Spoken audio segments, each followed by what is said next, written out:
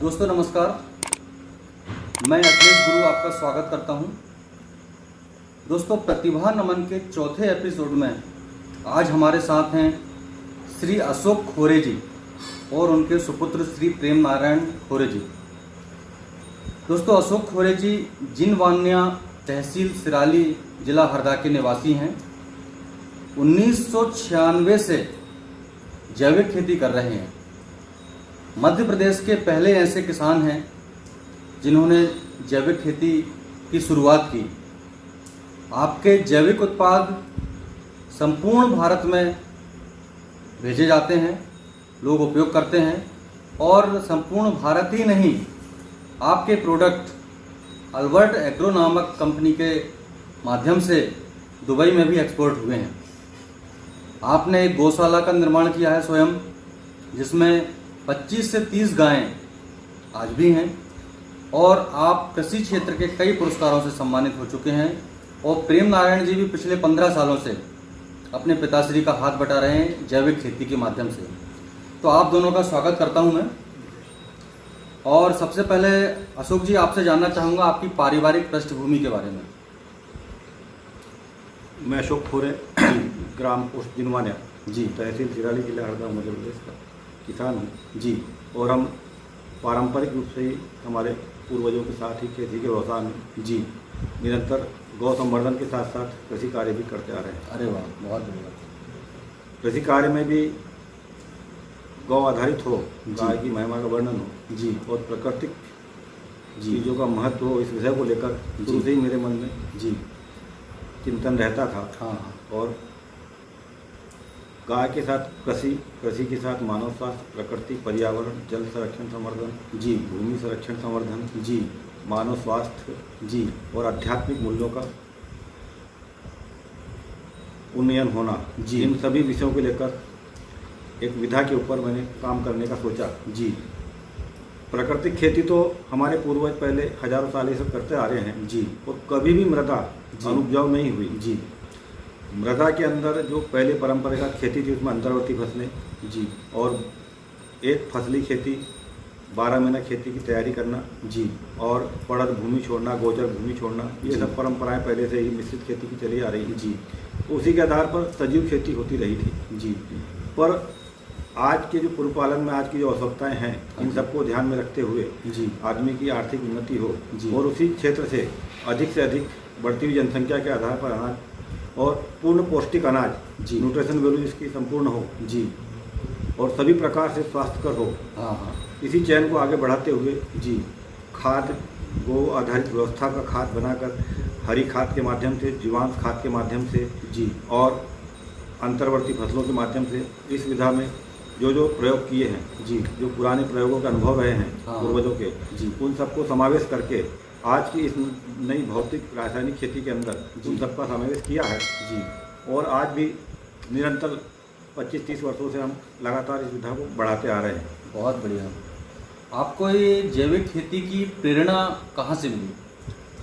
जैविक खेती की प्रेरणा का जो मूल विषय है वो गौ माता का विषय है जी और उसमें से भगवान कृष्ण के भी कुछ गीता के सार में से चित्रण है, अध्यात्मिक ग्रंथों के भी चित्रण हैं। जी और जो भगवान कृष्ण का एक श्लोक था, गाँवों में अग्रतः संतु, गाँवों में संतु पृष्ठतः, गाँवों में हृदय संतु, गाँवों मध्य बसाम में हम। जी यानी गाय मेरे आगे हो, गाय मेरे पीछे हो, मैं गायों के बीच में हूँ और गाय मेरे चारों तरफ हो, ऐसा भगवान कृष्ण ने कहा था। बहुत यानी जो हमारे जीवन की वृत्तियाँ हैं वो सब जी। गौ आधारित हो, गौवती हमारा जीवन हो, जी खान पीन रहन सहन पूरा जो व्यवस्था है जी पूरा सात्विक प्रवृत्ति से। इस विषय को लेकर जो अभी समाज के अंदर प्रकृति पर्यावरण दूषित करने की और आध्यात्मिक मूल्यों का हनन होना, इन जी। सब विषयों को लेकर जो मूल विषय मन के अंदर चिंतन था कि जब तक हम सात्विक अनाज नहीं खाएंगे हाँ तब तक हमें सात्विक विचारधारा, सात्विक वातावरण नहीं बनेगा। जी और इन सभी विचारों को परिलक्षित करते हुए इस विषय पर काम करना, जी। चिंतन करना चालू किया है जी कि जैसा खाए अन्न वैसा है मन। बहुत बढ़िया। और हमने एक नारा दिया है उस विषय के चिंतन में से जी कि खा के समझने से अच्छा जी समझ कर खाए भोजन। बहुत बढ़िया, बहुत शानदार। अगर हम पहले सोच समझ कर खाएंगे हाँ तो उसी प्रकार हमारी वृत्ति बनेगी, उसी प्रकार हमारा स्वास्थ्य बनेगा, व्यवहार बनेगा। जी और सर्वे भवन्तु सुखिनम वाली जो हमारी कविता है, जी, कहावत है, वो जी, चरितार्थ होगी। बिल्कुल। इन्हीं विषयों को लेकर हमने इस कदम बढ़ाया है। बहुत बढ़िया। प्रेम नारायण जी, कितने एकड़ में खेती कर रहे हैं आप अभी? जी, इस समय 32 एकड़ में खेती कर रहे हैं, जो कि पूर्ण ऑर्गेनिक है। अच्छा। और पूरी ज़मीन हमारी एमपी सोका से सर्टिफाइड है। अच्छा। जिसे पूर्ण ऑर्गेनिक का दर्जा प्राप्त हो चुका है। ठीक है। पिछले 7 साल से जी। पूर्ण ऑर्गेनिक मतलब सर्टिफाइड की हुई है। जी। और ऑर्गेनिक खेती तो लगभग 20 साल होने को आए, अच्छा। जब से स्टार्ट कर दी थी। बहुत बढ़िया। तो क्या क्या उत्पाद अभी आप लगा रहे हैं अपनी खेती में? क्या क्या चीज़ें उत्पादन कर रहे हैं? सामान्यतः से जो हमारे क्षेत्र में उत्पादित होने वाली फसलें हैं, जैसे गेहूँ, चना, सरसों, सोयाबीन, हाँ। अरहर, उसके बाद में अपनी मूंग जी। ये सभी फसलें ले रहे हैं। साथ में हल्दी ले रहे हैं। अच्छा अच्छा अच्छा। धनिया ले रहे हैं। हम्म। तो इस प्रकार की कुछ मसाला फसलें भी साथ में ले रहे हैं। बहुत बढ़िया। तो ये सभी पूर्ण ऑर्गेनिक और जैविक रूप से आप जैविक, लगा रहे हैं। जी। अच्छी बात है, बहुत बढ़िया। मैं आपसे जानना चाहूँगा कि हमें जैविक उत्पादों का सेवन क्यों करना चाहिए, इस बारे में कुछ बताएं। जैविक उत्पादों का सेवन इसलिए करना चाहिए क्योंकि वो एक बड़ा स्पष्ट संदेश है जो आज के समय में जो सिस्टम चल रहा है। हाँ। किसानी से हम जरूर पिछले समय से ऑर्गेनिक में जुड़े हैं, मगर इससे पहले रासायनिक किसानी की है। जी। और भी आज के समय में वर्तमान में भी हम देख रहे हैं कि हमारे जो साथी किसान हैं, हाँ। हम कितना जहर यूज़ कर रहे हैं, किस प्रकार से कर रहे हैं और कौन कौन सा कर रहे हैं, इसकी पूरी वास्तविकता हमें पता है। जी। किसानों को पता है। जी। एक आम उपभोक्ता या जो किसानी से डायरेक्ट जुड़ा हुआ नहीं है, उस आम आदमी को इस चीज़ की पूरी जानकारी नहीं है। वास्तव में जब इसके मूल में पहुंचेगा तो आदमी इसको खाना छोड़ देगा। हाँ। और इसलिए बहुत ज़रूरी है कि सुंदर, सुखद और स्वस्थ भविष्य अगर हम आने वाली पीढ़ी का भी देखना चाहते हैं, हमारा भी देखना चाहते हैं, जी। तो हमें थोड़ा सा, चूंकि क्या है कि ऑर्गेनिक खेती में थोड़ी सी लागत भी ज़्यादा है, जी। उत्पादन थोड़ा सा कम हो जाता है। हाँ। तो कहीं ना कहीं किसान को, ऑर्गेनिक किसान को अभी संघर्ष कर रहा है मार्केट के बारे में भी, और थोड़ा सा उत्पाद की कीमत बढ़ा के लेना पड़ रही है। हाँ।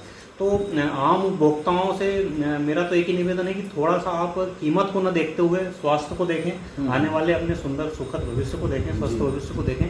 तो थोड़ा सा रेट में समझौता करके और आपको ऑर्गेनिक सामान खाना चाहिए सर्टिफाइड ऑर्गेनिक किसानों से। उसमें भी आप लूट से बचें। ऐसा ना हो कि ऑर्गेनिक के नाम पर रासायनिक अनाज खाएं, तो भी वो भी दिक्कत है। तो बिल्कुल सर्टिफाइड और विश्वसनीय संस्थाओं से या जो ऐसे किसान हैं उनसे डायरेक्ट जुड़ के आप बहुत बढ़िया। अपना जैसा अभी आपने जिक्र किया कि रेट ज़्यादा होते हैं, जी, उसके बाद भी हमें खाना चाहिए। जी। तो थोड़ा सा इस बारे में प्रकाश डालें कि ये जैविक पदार्थों के, जैविक उत्पादन के रेट अधिक क्यों होते हैं? ये इसलिए होते हैं क्योंकि इसमें लागत ज़्यादा आती है। अच्छा। एक सामान्यतः जो रासायनिक खेती में चूंकि सब कुछ बने बनाया सिस्टम है, हाँ। रेडीमेड सिस्टम मिलता है, वो खाद हो हाँ। या आपका कीटनाशक हो या इस प्रकार से फंगीसाइड्स वगैरह जो भी आदान किसानी में लगते हैं, हाँ। वो सभी रेडीमेड मिलते हैं और कम कीमत पे मिल जाते हैं। साथ में उस पर शासन प्रशासन की सब्सिडियां भी इतनी है कि वो रासायनिक किसान को महंगी नहीं पड़ती। अच्छा। यहाँ तक कि मार्केटिंग की व्यवस्था में भी रासायनिक किसान को फुल सपोर्ट है। उसके अच्छा। लिए शासन, सरकार की नीतियां बिल्कुल स्पष्ट रूप से उनके साथ में। अभी मान लीजिए अब रासायनिक में गेहूं मंगाया है, हाँ। तो आपको कुछ नहीं करना, सीधा जाके जैसा निकला है वैसा वैसा ट्राली ले जाके और खाली करके आना है, आपके खाते में आपका अमाउंट आ जाएगा। मगर एक ऑर्गेनिक किसान के साथ में जिस दिन से वो किसानी की शुरुआत करता है, उसी दिन से संघर्ष जुड़ जाता है, उसी दिन से लागतें जुड़ जाती है। मजदूरी की लागत सबसे ज़्यादा होती है ऑर्गेनिक किसानी में, ये सबसे बड़ा फंडा है इसमें। उसके बाद में आपको अपने आदान खुद व्यक्तिगत स्तर पर तैयार करने होते हैं। उसमें समय और मजदूरी और जो इनको कलेक्शन करके और इनको इकट्ठा करके और यूज करने का जो तरीका है, इनमें सब में बड़ी लागतें जुड़ी हुई है। हाँ। तो हमारा जो अनुभव रहा वो तो ये रहा है कि डायरेक्ट कम से कम डबल से बल्कि ज़्यादा है, पर डबल तो हम कम से कम मान के चलिए कि इतनी लागत इसमें है। अच्छा। रासायनिक के मुकाबले। हाँ। और उसके बाद में उत्पादन में जो कमी आती है, हाँ। कम से कम हम ये मान के चले कि 30 से 40% कमी तो निश्चित तौर पे आती है, उत्पादन में भी आती है। हाँ। तो इसे कहीं ना कहीं हमें थोड़ा सा रेट बढ़ाकर कवर करना पड़ता है। ऑर्गेनिक किसान का भी ऐसा कोई इंटेंशन नहीं होता है कि महंगा बेचना है। हाँ, ज्यादा बहुत कम हो या बहुत ज्यादा हाँ। ऑर्गेनिक शुरुआत कर दी तो फायदा उठाऊं। हाँ। मगर अभी तो वो यही संघर्ष कर रहा है कि इतना रेट थोड़ा सा जो ज्यादा ले रहे हैं, इसके बावजूद भी उसका रासायनिक किसान के मुकाबले बराबर आ जाए तो भी बहुत है उसके लिए। बिल्कुल बिल्कुल। तो अभी जैसा कि वातावरण बन रहा है कि अभी हम देखें, पिछले समय से कोरोना काल चल रहा था जी, तो कोरोना काल के बाद लोगों में कहीं ना कहीं जागरूकता तो आ रही है, केमिकल हाँ। के प्रति एक विद्वेष की भावना भी हाँ, जन्म हाँ, ले रही है जी, कि जैविक तरफ हम जा रहे हैं, पर बस थोड़ा सा रेट को लेकर ही होता है। तो अभी आपने बताया जी, कि लागत चूंकि अधिक होती है, उत्पादन कम होता है, हाँ। इसलिए रेट बढ़ाना भी आपकी मजबूरी है। जी तो लोगों को ये बात समझनी होगी जी कि थोड़ा सा रेट हम अधिक दे रहे हैं, किंतु हम आने वाली पीढ़ियों को सुखी बनाने के लिए प्रयत्नशील हैं, जी। प्रयासशील हैं। जी हम अपने स्वास्थ्य को अच्छा रखने के लिए प्रयास कर रहे हैं जैविक उत्पादों के माध्यम से। हाँ। अशोक जी, थोड़ा सा मैं आपसे जानना चाहूँगा कि कुछ बीमारियों में जैविक पदार्थ हमें किस तरह से सहायता कर सकते हैं, हमारे अच्छा स्वास्थ्य रखने के लिए किस तरह जैविक पदार्थों का उपयोग करना चाहिए? हमारा जो लिटरेचर बना है जी विगत 2000 से जी आज 20 साल हो गए, जी हम शुरू से उसमें एक चीज़ डाल रहे हैं, जी विष मुक्त, औषधि युक्त जी। और स्वास्थ्यवर्धक। बहुत बढ़िया। विष मुक्त, औषधि युक्त, स्वास्थ्यवर्धक। हाँ। बहुत बढ़िया, आपने इसमें- सारा कुछ कवर कर लिया एक ही हाँ। लाइन में।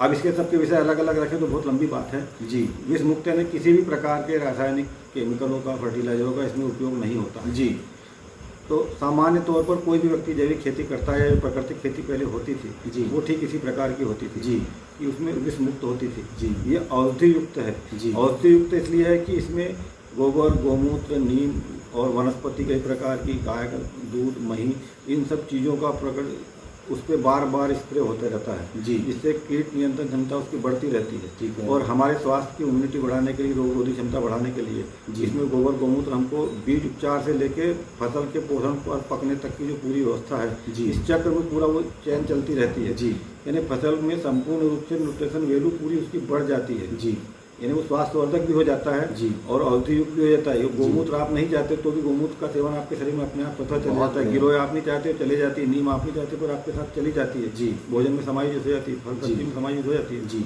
इसलिए यह विष मुक्त, जी। औषधि युक्त और जी। स्वास्थ्यवर्धक है। बहुत बढ़िया।